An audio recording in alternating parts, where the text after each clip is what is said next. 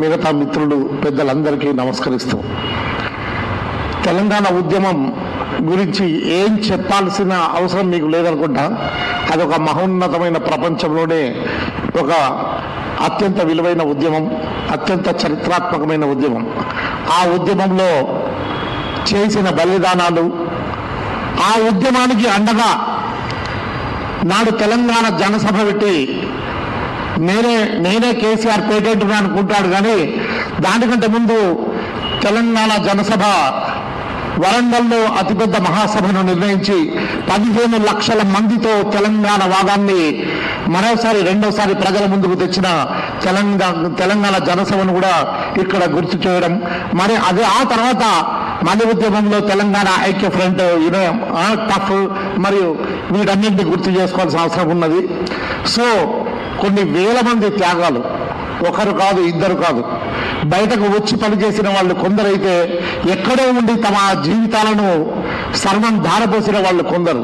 అందులో ఈరోజు మన కళ్ళ ముందర అన్నీ తెలిసి తెలంగాణ ఉద్యమానికి చేదోడే కాదు, అంకురార్పణలో భాగమైన వాడు, పునాది వంటి వాడు మన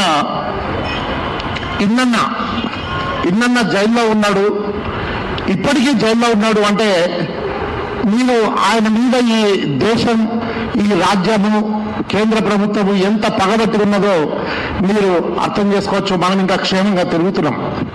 తల్లిని కోల్పోయినా రానివ్వలేదు, తండ్రిని కోల్పోయినా రానియలేదు. వాళ్ళ చివరి చూపులు చూడడానికి కూడా ఆయన ఎంతో కోర్టులలో పోరాటం చేస్తే కానీ బయటకు రాని పరిస్థితి. అంటే నిజమైన ఉద్యమకారులకు ఎలాంటి పరిస్థితి ఉంటుందో మీకు తెలిసిందే. అదే మాదిరిగా ఈరోజు ఎంతోమంది ఉద్యమకారులు నేను గ్రామాలకు వెళ్ళినప్పుడు చూస్తున్నాను. వాళ్ళు నిజంగా ఆరోగ్యం, ఇంట్లో అనారోగ్యం పాలైతే వాళ్ళు హాస్పిటల్లోకి పోలేని స్థితి.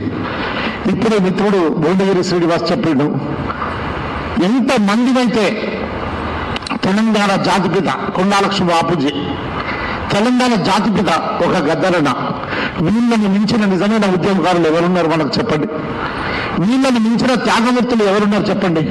ఒకళ్ళు పదవి వచ్చినా కానీ ఆ పదవిని పృథ్వీరాజన్నను రావలసిందే కోరుతున్నా.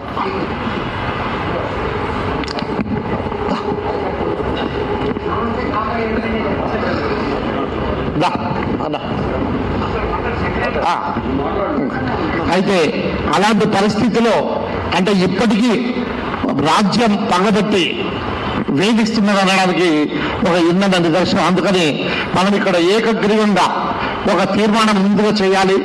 ఇన్నయ్యను బేషరతుగా, ఎలాంటి కేసులు లేకుండా బేషరతుగా ఇన్నయ్యను విడుదల చేయాలని మనం మొట్టమొదటి తీర్మానం నిజమైన ఉద్యమకారులుగా చేయాలని నేను మీకు అప్పీల్ చేస్తున్నాను.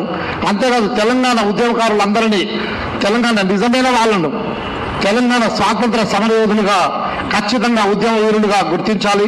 వారి పిల్లలకు గురుకులాల్లో కానీ, విద్యాలయాల్లో కానీ, ఇంజనీరింగ్, ఎంబీబీఎస్ ఉన్నత విద్యాలయాల్లో కానీ వాళ్ళకు ఖచ్చితంగా ఒక 5% ఖచ్చితంగా రిజర్వేషన్ వాళ్ళ కోసం ఒక చట్టమే తీసుకురావాలి. ఆ తర్వాత ప్రభుత్వం ఇస్తారన్న ప్లాటును వెంటనే వాళ్ళకి ఇవ్వాలి. దానికి ఇల్లు కట్టుకోవడానికి కూడా ఖర్చును ఖచ్చితంగా వాళ్ళే ఏర్పాటు చేయాలి. వాళ్ళ పిల్లలకు హెల్త్ కార్డు వాళ్ళ కుటుంబాలకు ఖచ్చితంగా అతి ముఖ్యమైనది. ఈరోజు వైద్యం కార్పొరేటీకరణ జరిగింది. వైద్యం ఎట్టి పరిస్థితిలో అత్యంత ముఖ్యమైన ఏ రోగం వచ్చినా కానీ ఉద్యోగకారులంతా ఆల్మోస్ట్ తొలి దశ మలి దశ ఉద్యమాలలో పాల్గొన్న వాళ్ళందరూ ఇప్పుడు ఏజ్డ్ అయిన భువనగిరి శ్రీనివాస్ చెప్పినట్టు. అందుకని వాళ్ళందరికీ, ఉద్యమకారులందరికీ ఖచ్చితంగా హెల్త్ కార్డు, కార్పొరేట్ వైద్యం అందే హెల్త్ కార్డులను వాళ్ళకు అందించాలి. ఉద్యమకారుల పిల్లలకు రిజర్వేషన్ అమలుపరచాలి. ముఖ్యంగా ఇన్నయ్యను ఎట్టి పరిస్థితిలో వెంటనే వారిని బేషరతుగా విడుదల చేయాలని కోరుతూ నా ఉపన్యాసాన్ని ముగిస్తున్నాను.